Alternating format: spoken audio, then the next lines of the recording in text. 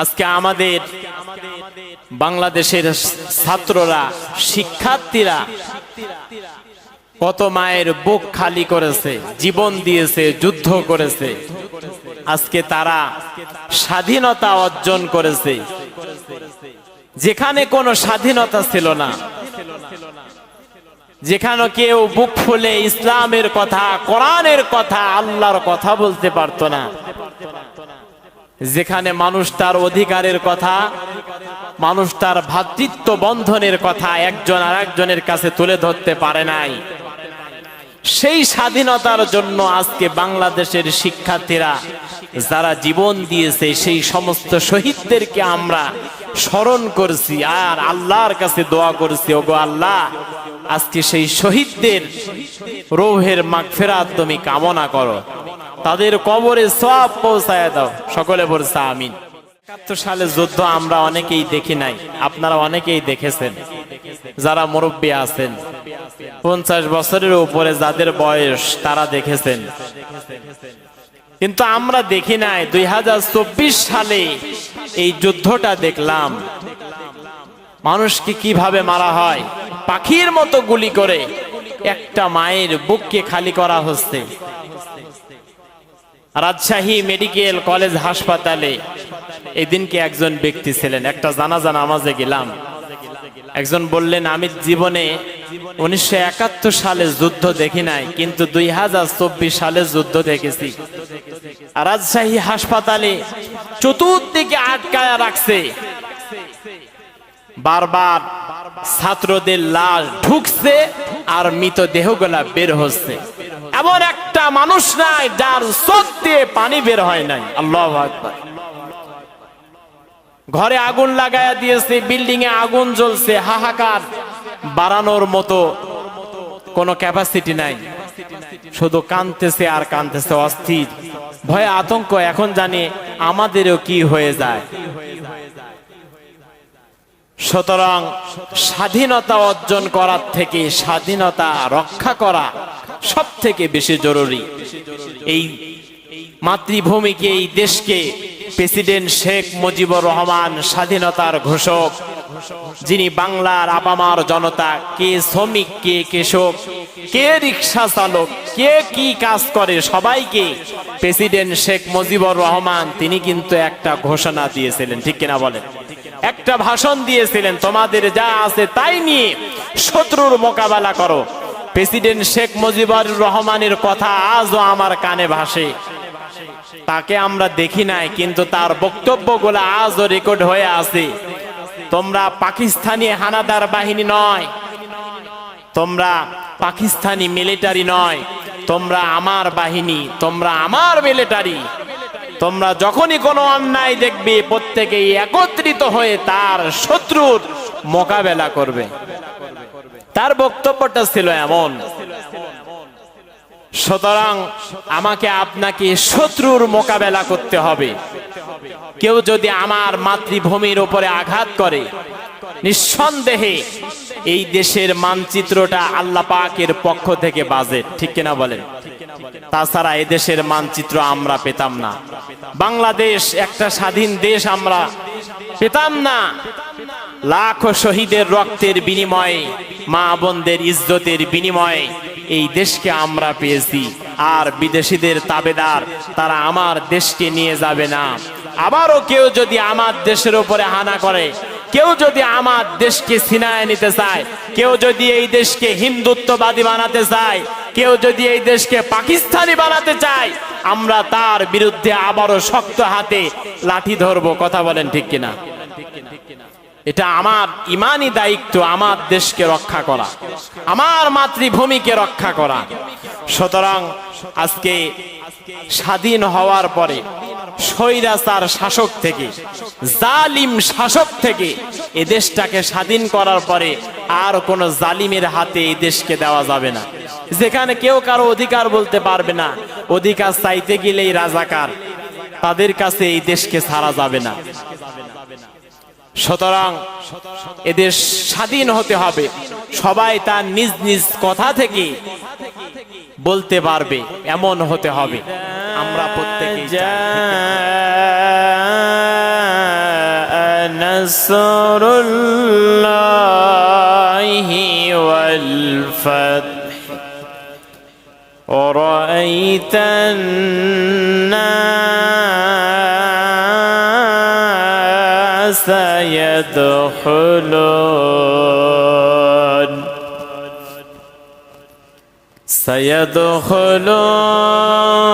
سيدخلون في دين الله أفواجا فسبح بحمد ربك واستغفر إنه كان توابا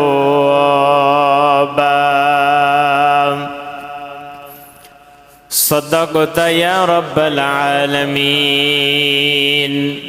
وقال تعالى في شان حبيبه إن الله وملائكته يصلون على النبي يا أيها الذين آمنوا صلوا عليه وسلموا تسليما اللهم صل على مولانا محمد وعلى علي سيدنا وحبيبنا اللهم صل على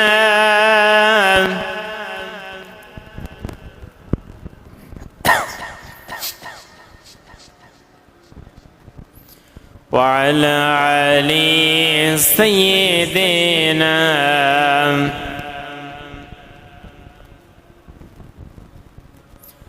আর কত চাও শহীদ আল্লাহ আর কত কন্দন আসবে কবে এই জমিনে তোমারি শাসন আসবে কবে এই জমিনে কোরআনের শাসন আর কত চাও শহীদ আল্লাহ আর কত চাও শহীদ আল্লাহ আর কত কন্দন আসবে কবে এই জমিনে তোমারি শাসন আসবে কবে এই জমিনে কোরআনের শাসন বালাগাল উলা বিকামালিহি কাশাফাদ দুজা বিজামালিহি হাসানাত জামিউ খিসালিহি সাল্লু আলাইহি ওয়া আলিহি আরবের বুকে মক্কা নগরে যেথাই মা আমিনার ঘর আল্লাহর করুণায় কাউসার হয়ে ঝরছে সেথাই বারংবার বালাগাল উলা বিকামালিহি কাশাফাদ দুজা বিজামালিহি حسنت جميع خصاله صلوا عليه وآله আলহামদুলিল্লাহ সমস্ত প্রশংসা সমস্ত শুকরিয়া সে মহান রব্বুল ইজ্জাত ওয়াল জালালের দরবারে যিনি মালিক আল্লাহ সুবহানাহু ওয়া তাআলা আমাদেরকে পবিত্র জুমার দিনে শত ব্যস্ততার মধ্য থেকে উপেক্ষা করে আল্লাহর ঘর মসজিদে আমাকে আপনাকে একত্রিত করেছেন সুস্থ অবস্থায়, সুস্থ হালতে। সেই মহান মুনিবের দরবারে সেজদানত অবস্থায় লাখো কোটি শুকর গুজার করছি। পান খুলে জবানকে ছেড়ে দি আল্লাহর মহব্বতে পড়ছি আলহামদুলিল্লাহ। দরুদ এবং সালাম বিশ্ব মানবতার রাহবার, মানব মণ্ডলের মহান শিক্ষক, নির্যাতিত নিষ্পেষিত মাজলুমের পরম ইনশাআল্লাহ। নাসর মানে আল্লাহ পাকের সাহায্য, নাসর মানে বিজয়। কোরআনুল কারিমে আল্লাহ পাক আরো একটি সূরা নাজিল করেছেন, যেই সূরার নাম হচ্ছে সূরাতুল ফাতহি, মানে মহাবিজয়। আর নাসর মানে আল্লাহ পাকের সাহায্য। সূরা আন-নাসর, এই সূরাটি মদিনায় অবতীর্ণ হয়েছে। এই সূরাতে আয়াত সংখ্যা 3টি। কোরআনুল কারিমের 110 নম্বর সূরা। নাসর মানে আল্লাহর সাহায্য।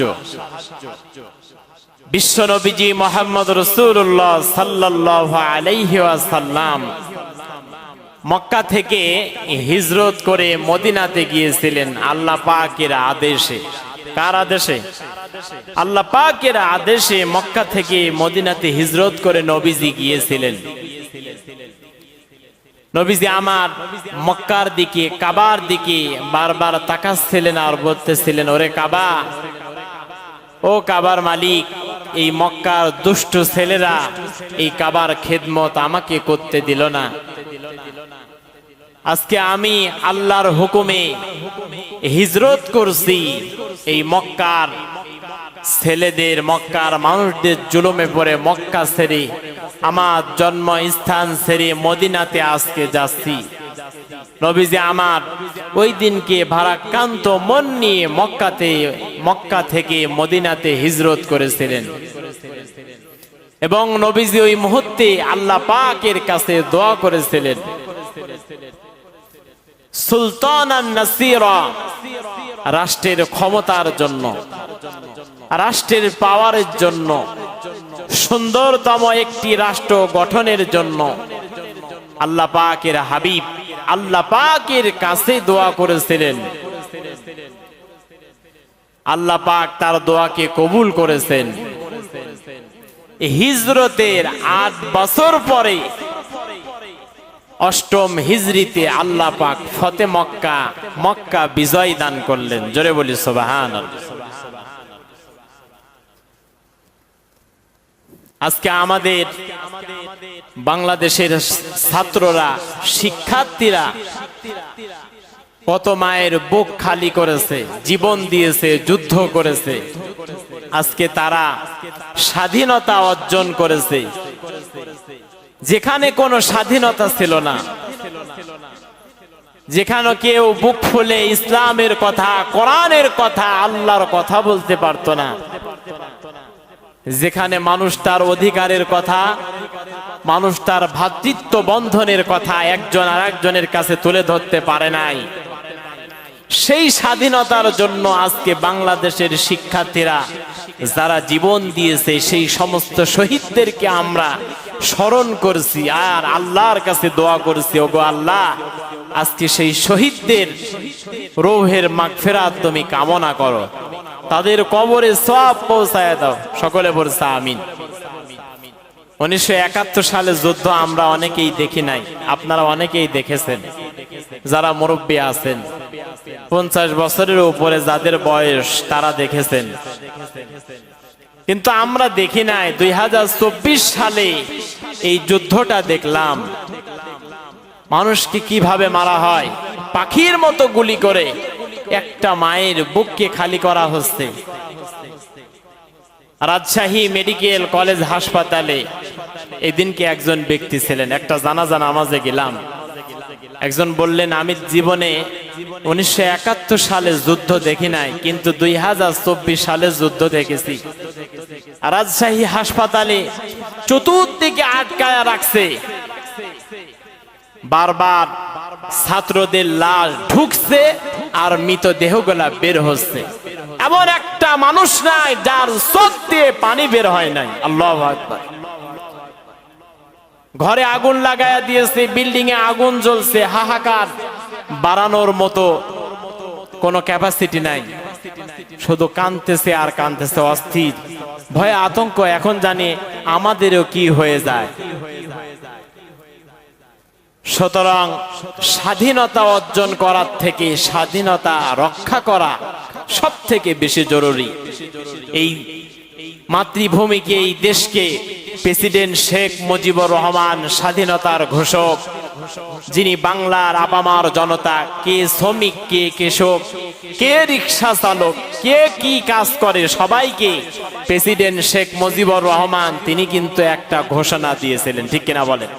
একটা ভাষণ দিয়েছিলেন, তোমাদের যা আছে তাই নিয়ে শত্রুর মোকাবেলা করো। প্রেসিডেন্ট শেখ মুজিবুর রহমানের কথা আজও আমার কানে ভাসে। তাকে আমরা দেখি নাই, কিন্তু তার বক্তব্যগুলো আজও রেকর্ড হয়ে আছে। তোমরা পাকিস্তানি হানাদার বাহিনী নয়, তোমরা পাকিস্তানি মিলিটারি নয়, তোমরা আমার বাহিনী, তোমরা আমার মিলিটারি। তোমরা যখনই কোনো অন্যায় দেখবে প্রত্যেকেই একত্রিত হয়ে তার শত্রুর মোকাবেলা করবে। তার বক্তব্যটা ছিল এমন। সুতরাং আমাকে আপনাকে শত্রুর মোকাবেলা করতে হবে। কেউ যদি আমার মাতৃভূমির উপরে আঘাত করে, নিঃসন্দেহে এই দেশের মানচিত্রটা আল্লাহ পাকের পক্ষ থেকে বাজে, ঠিক কিনা বলেন? তাছাড়া এই দেশের মানচিত্র আমরা পেতাম না। বাংলাদেশ একটা স্বাধীন দেশ আমরা পেতাম না। লাখো শহীদের রক্তের বিনিময়ে, মা বোনদের ইজ্জতের বিনিময়ে এই দেশকে আমরা পেয়েছি। আর বিদেশিদের তাবেদার, তারা আমার দেশকে নিয়ে যাবে না। আবারও কেউ যদি আমার দেশের উপরে হানা করে, কেউ যদি আমার দেশকে ছিনায় নিতে চায়, কেউ যদি এই দেশকে হিন্দুত্ববাদী বানাতে চায়, কেউ যদি এই দেশকে পাকিস্তানি বানাতে চায়, আমরা তার বিরুদ্ধে আবারও শক্ত হাতে লাঠি ধরবো। কথা বলেন ঠিক কিনা? এটা আমার ইমানি দায়িত্ব, আমার দেশকে রক্ষা করা, আমার মাতৃভূমিকে রক্ষা করা। সুতরাং আজকে স্বাধীন হওয়ার পরে স্বৈরাচার শাসক থেকে, জালিম শাসক থেকে এ দেশটাকে স্বাধীন করার পরে আর কোন জালিমের হাতে এই দেশকে দেওয়া যাবে না। যেখানে কেউ কারো অধিকার বলতে পারবে না, অধিকার চাইতে গেলেই রাজাকার, তাদের কাছে এই দেশকে ছাড়া যাবে না। সুতরাং এদেশ স্বাধীন হতে হবে, সবাই তার নিজ নিজ কথা থেকে বলতে পারবে এমন হতে হবে, আমরা প্রত্যেকেই চাই, ঠিক কিনা বলেন? সুতরাং আমি এক শ্রেণীর মানুষদেরকে বলতে চাই, যারা আজকে বাড়ি ঘরে আগুন লাগাচ্ছেন, যারা লুটপাট করছেন, যারা ভাঙছেন, রাসূলুল্লাহ কোনোদিন এই শিক্ষা দেয় নাই। দিয়েছেন কি? কোনোদিন শিক্ষা দেয় নাই। আগুন লাগাবেন না। শত্রু আপনার যত বড় শত্রু হোক, শত্রুর উপরে কখনো আপনি আবারও শত্রুতাই সৃষ্টি করবেন না। রাসূলুল্লাহ এটা দেখান নাই। রাসূলুল্লাহর মন ছিল উদার। নবীজি মক্কা বিজয়ের পরে সবাইকে ক্ষমা করে দিয়েছিলেন। সুবহানাল্লাহ। রাসূলুল্লাহ পারতেন ওই মুহূর্তে প্রত্যেককে মাটির সঙ্গে মিশায়া পা দিয়ে পিষে মারতে। একজন ব্যক্তিও ছিল না রাসূলুল্লাহর সামনে কথা বলার, কিন্তু রাসূলুল্লাহ সবাইকে ক্ষমা করে দিয়েছেন। সুবহানাল্লাহ। কারণ আল্লাহ ক্ষমাকে ভালোবাসেন। কথা বলেন ঠিক কিনা? আল্লাহ ক্ষমাকে ভালোবাসেন। কেউ অপরাধ করবেন না। জুমার মসজিদ থেকে আমি প্রত্যেককে বলতে চাই, এই যে মিহরাব দেখতেছেন, যে মিহরাবের উপরে বসে কথা বলছি, যদি এটা ইসলামিক দেশ হতো, এখান থেকে রুলস জারি হতো কে কিভাবে চলবে, সমাজের অন্যায়ের কথা, অসৎ কাজের কথা, সৎ কাজের কথা, কে কোন শাস্তি হবে, সব এখান থেকে বসে বিচার হতো। এখান থেকে আমাকে আপনাকে কথা শুনতে হবে। মেহরাব শব্দের অর্থ কি? মেহরাব শব্দের অর্থ অস্ত্রগার, অস্ত্র রাখার জায়গা। রাসূলুল্লাহ অস্ত্র রাখতেন, চাবুক রাখতেন, বন্ধ রাখতেন, রাসূলুল্লাহ তরবারি রাখতেন। এটা হচ্ছে অস্ত্র রাখার জায়গা। এখান থেকে কথা হবে হকের। জোরে বলেন কিসের কথা হবে? কিন্তু আমাকে আপনার কণ্ঠকে চেপে ধরে হক কথাগুলা বলতে দেয় না। সুতরাং হকের পথে চলতে হবে। যে যেই অপরাধ করবেন সেই অপরাধের কারণে আল্লাহ কিন্তু তাকে শাস্তি দিবে। কথা বলেন ঠিক কিনা? সুতরাং আমরা কেউ অপরাধ করতে চাই না।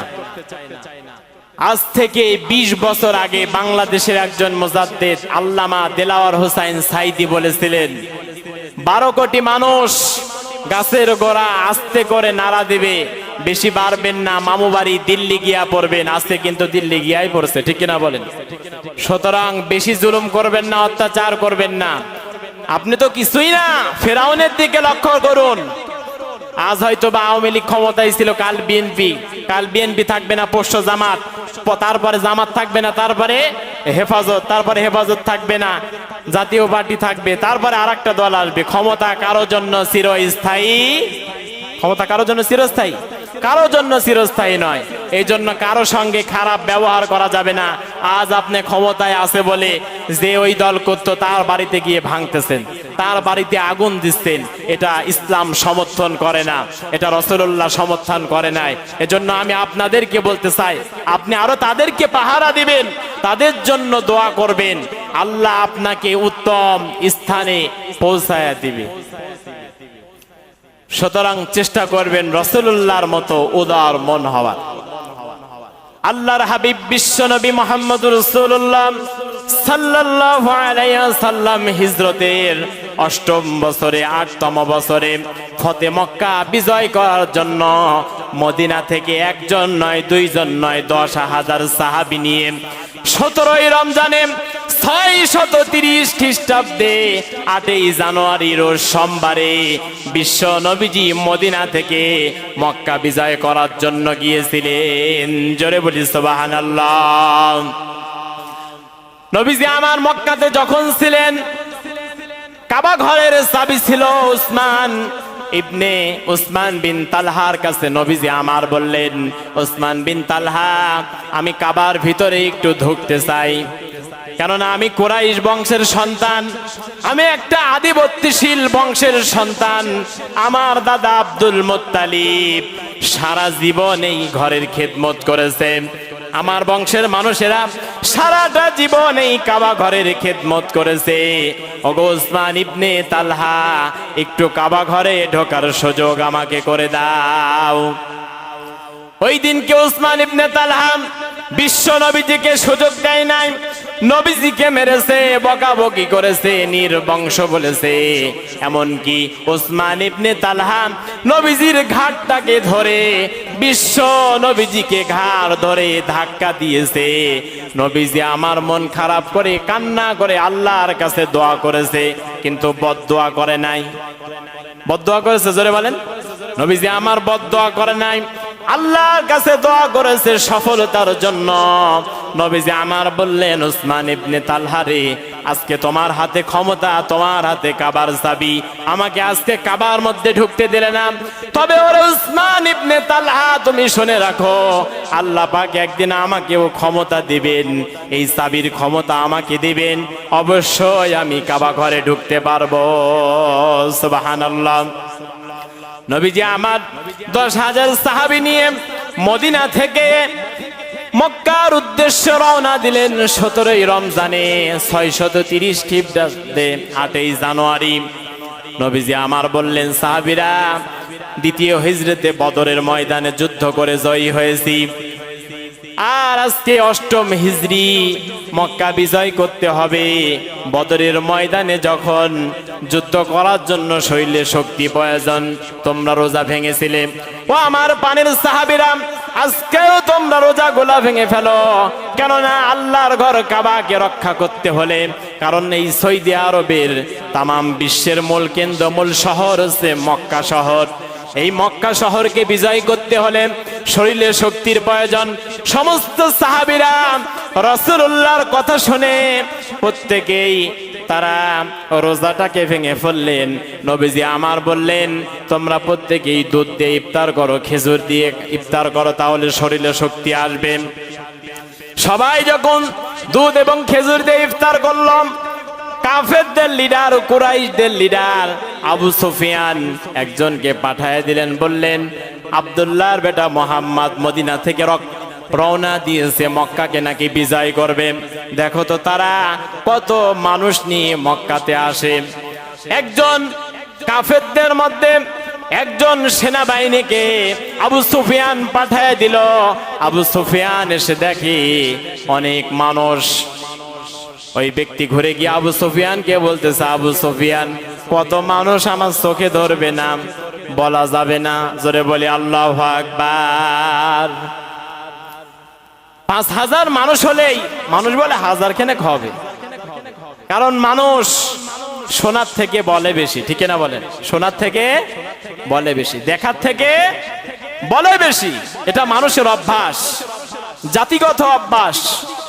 মানুষ শোনার থেকে দেখার থেকে মানুষ বলে বেশি। তখন বললাম কত মানুষ হবে আমি বলতে পারবো না। বিশ্বনবীজি 10,000 সাহাবী নিয়ে মক্কাতে অবতরণ করলেন। প্রত্যেকেই তার মাল সামানা নিয়ে দৌড়াদৌড়ি করতেছে, প্রত্যেকেই ছুটে চলতেছে, কোথায় পালানো যায়, কোন দিকে যাওয়া যায়। প্রত্যেকেই যখন দৌড়াদৌড়ি করতেছিলাম, নবীজি আমার কাবার সামনে এসে দাঁড়ালেন। কোনো বিনা রক্তপাতে কোনো রক্তপাত ঘটে নাই, কোনো মারামারি হয় নাই, যুদ্ধ হয় নাই। কাফেরেরা বিশ্ব নবীজির 10,000 সাহাবী দেখে মক্কার সমস্ত কাফেরেরা আবু সুফিয়ান সহ প্রত্যেকেই ভয় পেয়ে ওখান থেকে পালিয়েছে। আল্লাহু আকবার।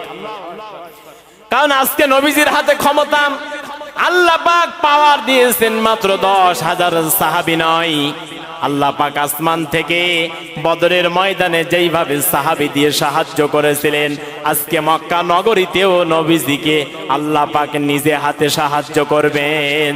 জোরে বলি সুবহানাল্লাহ। নবীজি আমার কাবা ঘরের সামনে গেলেন।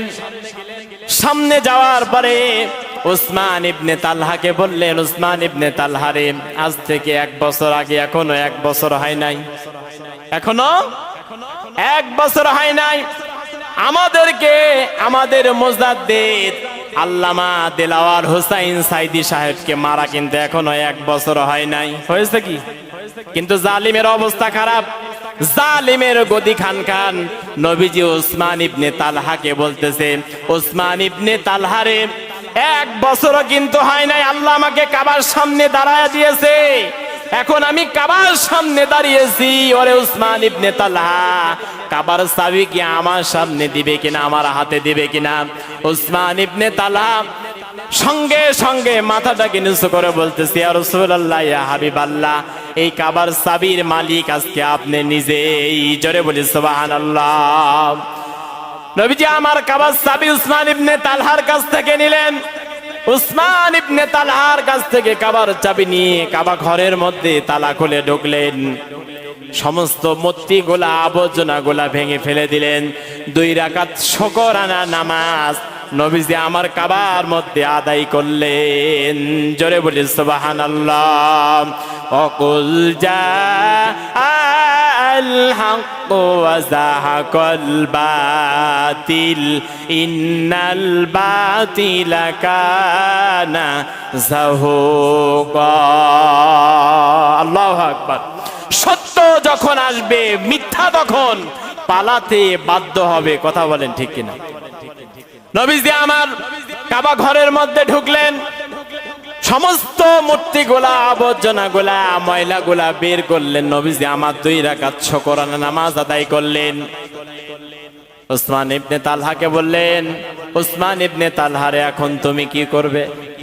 উসমান ইবনে তালহা মুস্কি মুস্কি হাসে, বলে, ইয়া রাসূলুল্লাহ, ইয়া হাবিবাল্লাহ, আমার তো করার কিছুই নাই। উসমান ইবনে তালহা মুস্কি মুস্কি হেসে নবীজির হাতে হাত রেখে ওই মুহূর্তেই পড়ে নিয়েছে, লা ইলাহা ইল্লাল্লাহু মুহাম্মাদুর রাসূলুল্লাহ সাল্লাল্লাহু আলাইহি ওয়াসাল্লাম। নবীজি আমার উসমান ইবনে তালহাকে বললেন, উসমান ইবনে তালহা রে, আজকের থেকে এই কাবা ঘরের চাবি তোমার কাছে থাকবে, এমনকি কিয়ামত পর্যন্ত তোমার বংশধরের কাছে থাকবে। এই কাবা ঘরের চাবি যদি তোমার বংশ থেকে কেউ নেয়, ওই ব্যক্তি এই পৃথিবীতে জালিম হয়ে যাবে। আল্লাহু আকবার। নবীজির কথা কত সূক্ষ্ম, সুবহানাল্লাহ বলবেন না? বিশ্ব নবীজির কথা কত সূক্ষ্ম, কত সুন্দরতম কথা। আজও 1500 বছর পার হয়ে গিয়েছে, সেই বংশের কাছেই কাবা ঘরের চাবি আছে। সুবহানাল্লাহ বলবেন না?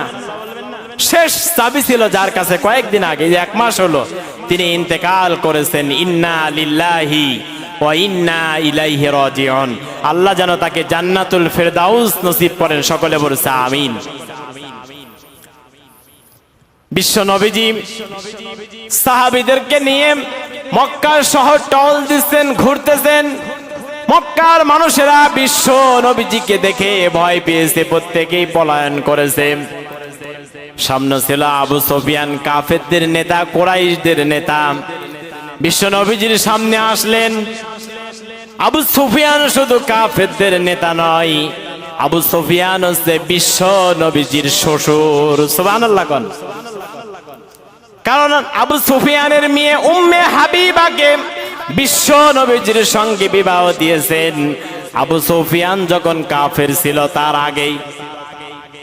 কাফের অবস্থায় তার মেয়ে বিশ্ব নবীজিকে বিবাহ করেছে।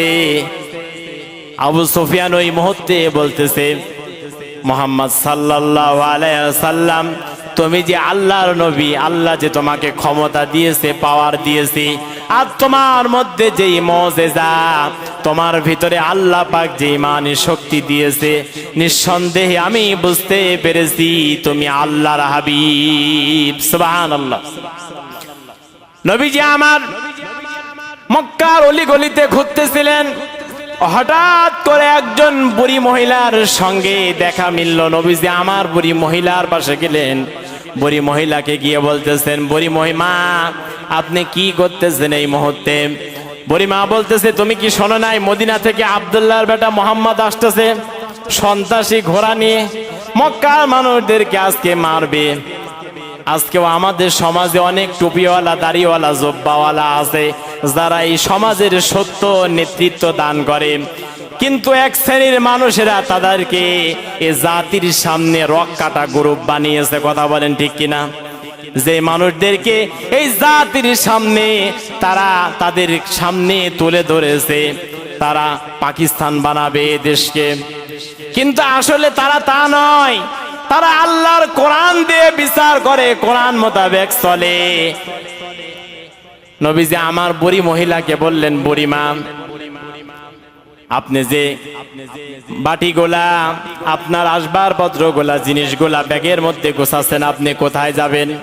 বুড়ি মা বলতেছে, ওগো পথিক, তুমি কে? তোমাকে আমি চিনি না, তবে আমি এই পুটলা বেঁধেছি, মক্কা নগরীতে আর থাকবো না। কারণ আব্দুল্লাহর বেটা মোহাম্মদের সামনে যদি আমি পড়ে যাই, আব্দুল্লাহর বেটা মোহাম্মদ আমাকে হত্যা করবে।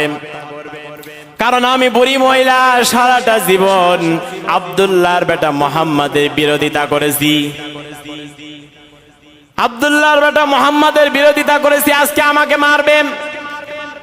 নবীজি আমার বললেন, বুড়িমা তাহলে এই পুটলা নিয়ে আপনি কোথায় যাবেন? বুড়ি মহিলা বলল, ওগো পথিক, এই পুটলাটা নিয়ে আমি একটা পাহাড়ের অত দূরে চলে যাব, যেখানে আমাকে খুঁজে পাবে না। নবীজি আমার বললেন, ওগো বুড়িমা, আপনার এই পুটলা যদি আমি মাথায় নিয়ে আপনাকে দূরে পৌঁছায়া দেই, আপনার এই সম্পদ যদি আমি সুন্দরভাবে মাথায় নিয়ে পৌঁছায় দিই, এই দায়িত্ব কি আমাকে দিবেন? বুড়ি মহিলা বলল, ওগো পথিক, তুমি যদি আমার এই সম্পদ গুলা তোমার মাথার উপরে ওঠায়া তুমি যদি আমাকে দূরে পৌঁছায়া দাও, নিতে পারো। নবীজি আমার সমস্ত সম্পদ গুলা, বুড়ি মহিলার আসবাবপত্র গুলা, থালা বাটি, জামা কাপড়, যেই সম্পদ গুলা ছিল, সম্পদ গুলা পুটলার মধ্যে বেঁধে বুড়ি মহিলা যেই জায়গায় যাবে, নবীজি আমার হাঁটতে হাঁটতে বুড়ি মহিলাকে পাহারা দিতে দিতে পাহাড়ের চওড়ায় পৌঁছায়া দিয়েছে। জোরে বলি সুবহানাল্লাহ। বুড়ি মহিলা এবার আসল থেকে, কারণ মেয়ে মানুষের কাজই টাকা পেলে আসলে বাদে, বুড়ি মহিলা এবার আসল থেকে টাকা বের করে আব্দুল্লাহর বেটা মোহাম্মদকে দেয়। বলে যুবক তুমি যে আমার কাজ করে দিয়েছো, এই নাও কাজের পারিশ্রমিক টাকাটা নাও, দিরহামটা নাও। আব্দুল্লাহর বেটা মোহাম্মদ বলে বুড়িমা আমি মানুষের কাজ করে কোনো টাকা নেই না।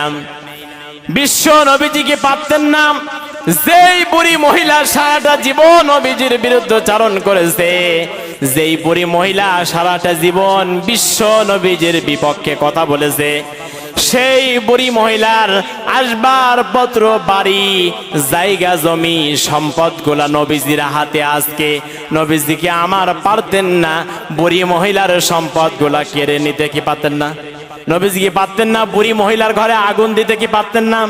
নবীজিকে পারতেন না আজকের ক্ষমতা আমার, আজকের রাজত্ব আমার, আল্লাহ পাক এই মদিনা নয় মক্কার প্রেসিডেন্ট আমাকে বানিয়েছে, আমি আজকে আগুন ধরে জ্বালিয়ে পুড়িয়ে দেব? নবীজি কিন্তু তা করেন নাই, কারণ বিশ্ব নবীজির চরিত্রের কারণে এই পৃথিবীর মানুষেরা ইসলামকে কবুল করেছে। সুবহানাল্লাহ। কিসের কারণে জোরে বলেন? চরিত্রের কারণে। বিশ্ব নবীজি মুহাম্মদুর রাসূলুল্লাহ সাল্লাল্লাহু আলাইহি সাল্লাম কোনো প্রতিশোধ গ্রহণ করেন নাই, নবীজি ক্ষমা করে দিয়েছেন। বুড়ি মহিলা ডাক দিয়ে বলতেছে ওগো পথিক তুমি তো আমার থেকে টাকা নিলে না, তুমি কে গো? তুমি কে গো পথিক? নবীজি আমার বললেন বুড়িমা সেই মক্কা থেকে পাহাড়ের মধ্যে লোকাতে লোকাতে কোথায় থেকে কোথায় আপনি চলে এসেছেন? ওগো বুড়িমা যার ভয়ে আপনি এসেছেন আমি সেই পথিক, আর কেউ নয়, আমি আব্দুল্লাহর বেটা মুহাম্মদ। সুবহানাল্লাহ। যার ভয়ে আপনি এসেছেন আমি সেই মুহাম্মদ। বুড়ি মহিলার চোখ দিয়ে পানি বের হয়েছে, বুড়ি মহিলা কান্না আরম্ভ করেছে। আহারে মক্কার মানুষেরা আবু জেহেল, আবু লাহাব, উতবা, সাইবা, আবু সুফিয়ান, মুগিরা, ওয়ালিদ, নজর ইবনে হারিস, উতবা ইবনে মুঈদ, এই বড় বড় কাফেররা সারাটা জীবন আমাকে মুহাম্মদ সম্পর্কে ভুল ধারণা বলেছে, ভুল কথাগুলা বলেছে। আসলে এই মানুষকে দেখে, মানুষের চেহারা দেখে তো এমন মনে হয় না যে মানুষ আমার প্রতি প্রতিশোধ নেওয়ার কথা, সেই মানুষ আরো মাথায় করে আমার পুটলা পাহাড়ের জোড়ায় আগায় দিয়ে যায়। বুড়ি মহিলা কান্দা আরম্ভ করেছে আর বলে ওগো পথিক আমি বুঝতে পেরেছি এই পৃথিবীর তুমি সাধারণ মানুষ নয়, অবশ্যই তুমি আল্লাহর হাবিব। এই মুহূর্তেই আমাকে পড়ায় দাও লা ইলাহা ইল্লাল্লাহু মুহাম্মাদুর রাসূলুল্লাহ সাল্লাল্লাহু আলাইহি ওয়াসাল্লাম। নবীজির শিক্ষা। নবীজি কি কোনোদিন কারো বাড়িতে আগুন দিয়েছে বলেন? কারো বাড়ি ভেঙেছে? ভাঙে নাই। নবীজি মক্কার জমিনে দাঁড়ায় আছেন, সমস্ত বড় বড় কাফেররা নবীজির সামনে দাঁড়ায় আছেন।